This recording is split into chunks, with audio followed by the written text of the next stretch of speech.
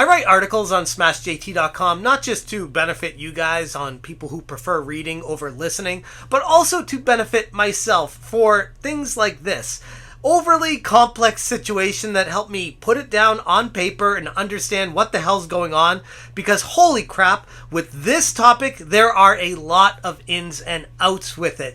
What's going on, guys? Welcome to another episode of Smash JT. And before I go too far with this one, huge shout out to thatparkplace.com and John Trent that did a ton of research in the back end to bring all this information to light. I use that as my resource to writing this article and getting through everything about it. And also huge shout out to Grums on Twitter, who covered this a few months ago, and it was a beast of a thread that I was just like, Flintlock Siege of Dawn, that's just another game that's gonna be failing because it's including Sweet Baby Inc. as part of the creation process of it. And sure enough, fast forward to now, it's all coming to fruition. I'll give you guys a quick overview of summarizing how we got to this point. But for the most part of this, I want to talk about how this game in itself is exposing the nose ring mafia for how they're going about this.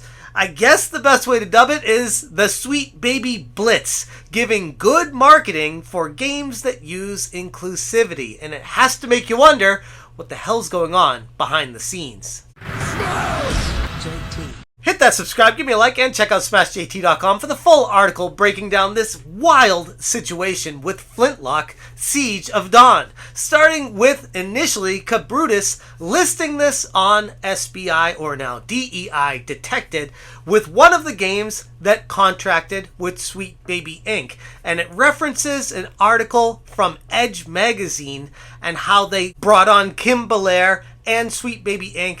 to assist them in, well, rumors, if they are to be believed, race swapping the main character from being white to black, alongside a whole slew of other DEI incorporated changes to make sure the game encompasses the true inclusion and immersion of the environment. Back in March, Grums on Twitter said, "Proof Sweet Baby Inc. ruins games. SBI game Flintlock by A44 Games has been overrun by woke." And he has a quote saying, "I used to work there. Flintlock was a good project with lots of potential. Then it was ruined." And it goes into quite a thread of how Flintlock, the Siege of Dawn, completely destroyed itself from the inside out, going through development hell, being sold to a new developer, bringing on Sweet Baby Inc. for that inclusivity and diversity, and doing a whole slew of things to run this game into the ground during the development process. He continued, "Audria Tops-Harjo is rumored to have used the company's funds and manpower to power her personal agenda and projects on initiatives not related to the game or even the studio itself, also known as money laundering, alongside a slew of other accusations here." And I want to be clear, none of this has been proven. This is all accusations and rumors, conjecture, allegations, whatever you want to call it. But when there's smoke, typically there's fire. Grums continued, "After nearly 2 years of these DEI changes at A44, the damage had been done. At this point, the studio was purchased for $175 million, an unusually high sum for a small studio, by the way, by Kepler Interactive on September of 2021, a gaming collective fund whose founder also founded the Kowloon Knights Gaming Fund. It was at this point that Audria, the COO, left the company. Perhaps this was the start of the cleanup before the game's troubles." Again, it goes into a lot of shady things in the background and the back end of this game being created, on top of using Sweet Baby Inc. And here's where it gets interesting. Grums said the state of the game is unknown at this time, but is believed to be in shambles after this 2-year round of DEI changes. As we now know, A44 reached out to Kabrutus to refute SBI's involvement, saying they are no longer involved and all their changes reversed. But when Kabrutus asked for proof, they refused to speak to him any further. And after the game got added to Kabrutus's Steam curator list, Lizzie Kane, the senior operations and growth manager for Kepler Interactive, took to Twitter to say, "Absolutely fuming, vibrating off the effing plane of reality. This piss weak pseudo-journalism that the far-right gamergators are taking is so vile. Incredible to see in real time and closer to home how wrong Grums, and tries to slur his name there, is, and how damaging he and his weird trope are. Okay, so this is someone that is clearly lashing out because damage is being done because the truth is potentially being exposed. And if it wasn't, what's stopping them from refuting it, showing evidence to the contrary? Everything here has been provided saying, hey, here's an interview where you involved Kim Belair. Here's rumors saying that the character is race swapped. Here's rumors that Kabrutus found out that all these things should be part of SBI and DEI detected. Oh, it's not. Okay, could you provide proof? Silence. It's all too convenient. And then when you pair it with what's going on right now in games journalism, it just will completely blow the lid off exactly what I'm talking about when it comes to this nose ring mafia and their organized campaign to push games forward that utilize DEI while slamming and slandering games that reportedly, allegedly, do not work with Sweet Baby Inc. And it just makes you think, that's interesting, isn't it? Let's start with David Smith, someone who I've talked about previously, who was the guy that was behind the push of hardware banning gamers for saying mean words in a lobby, which I listed him on Kotaku Detected for that, and covered it in a previous video. Of course, he's Kotaku, and he comes forward with an article titled, Flintlock, Siege of Dawn looks like Forspoken, but actually good this time. Like, if that doesn't come across as comparing a Sweet Baby Inc. game to another Sweet Baby Inc. game, DEI injected into the game, oh, it might have ruined that other game, but trust me, this one is going to be good. It's like, could you have picked any other game? Why would you do that? It's obviously exposing you for exactly what you're trying to do here. Then we got Stacey Henley for The Gamer penning the piece, Flintlock, The Siege of Dawn is a hit in need of a crowd.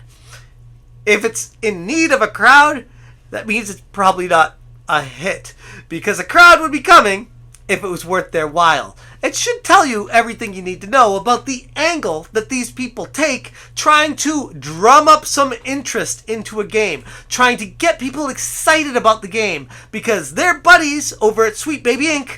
worked on the game, and they want to show that there can be a success coming out of this company, and they're all in cahoots together behind the scenes. Then we have IGN, who is notoriously known recently for Rebecca Valentine's article smearing Black Myth Wukong because of allegedly not contracting with Sweet Baby Inc. But this time we have a new challenger at IGN, Matt Purslow, with an article back in 2022 stating, Flintlock, The Siege of Dawn is genuinely an Elden Ring and God of War mashup. The challenge of a Souls-like with the cinematic flair of a Sony first party. And remember, this was back in 2022 when reportedly, according to Grums, it was going through development hell and it was a complete shit show behind the scenes.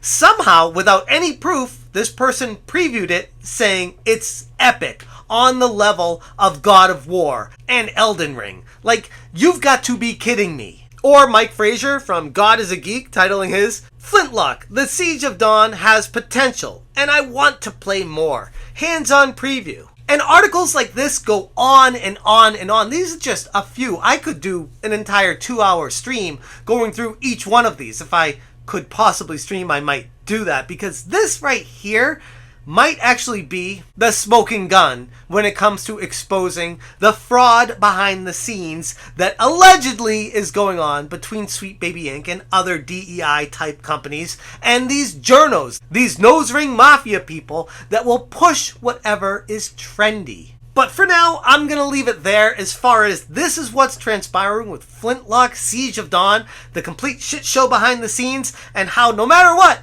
these journos are still trying to push it forward as it's a great game. You just need to try it. Trust us. And, oh yeah, they've refuted that Sweet Baby Inc. had any involvement whatsoever with it at all. Even though there was proof in an Edge magazine proving the contrary, we're just going to take their word for it that what they were quoted in Edge and all the information with Kim Belair and all that working together and how they were working to make the game better and change it to be more inclusive didn't happen, even though it was a complete development hell behind the scenes. We just take their word for it.